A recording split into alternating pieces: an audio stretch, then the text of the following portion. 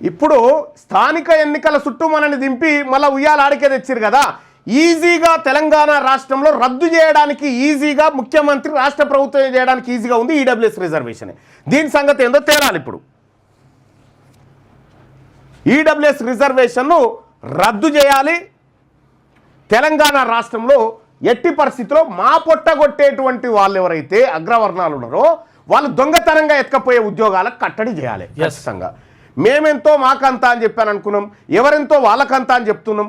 నువ్వెంతున్నావో అంతమంది అంది నువ్వు, కానీ దొంగతనంగా ఎత్తుకపోయి తింటా ఉన్నావు. నువ్వు దొంగతనంగా ఎత్తుకపోయి తింటా ఉన్నావు. ఎంత అన్యాయం! రద్దు చేయాల్సిందే, ఎట్టి పరిస్థితిలో ఒప్పుకోము తెలంగాణ రాష్ట్రంలో.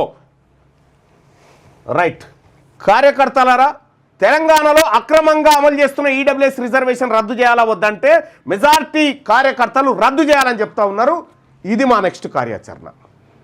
తెలంగాణ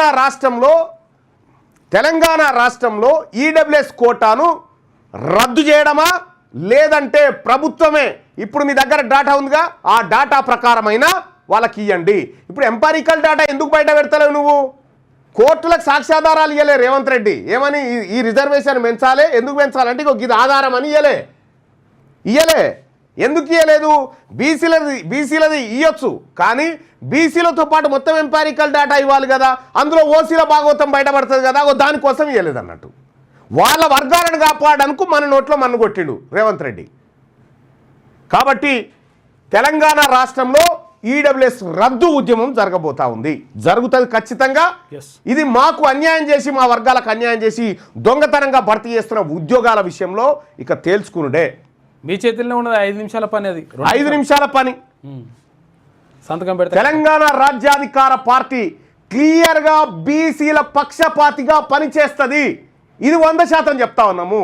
ఇందులో ఎస్సీ ఎస్టీ మైనారిటీ బిడ్డలను కూడా కలుపుకొని పోతాము.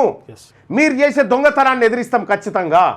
నీ కుట్రలు కుతంత్రాలు ఏదైతే రేవంత్ రెడ్డి ఈ కుట్రలు కుతంత్రాలు చేస్తా ఉన్నావో, రామచంద్రరావు, మహేష్ కుమార్ గౌడ్, రేవంత్ రెడ్డి, లేకపోతే ఈ కేటీ రామారావు, మేము బీసీ బంధుకు మద్దతు ఇస్తున్నాం. దేనికోసం రా? ఎవరి మీద ఈ పోరాటము? బీసీల మీద పోరాటం చేసినట్టుంది. అందుకోసమే బీసీ ప్రజలారా, ఇది నా నెంబర్ సేవ్ చేసుకోరి, 9866524314 మీ ఫోన్ నెంబర్లో సేవ్ చేసుకోండి.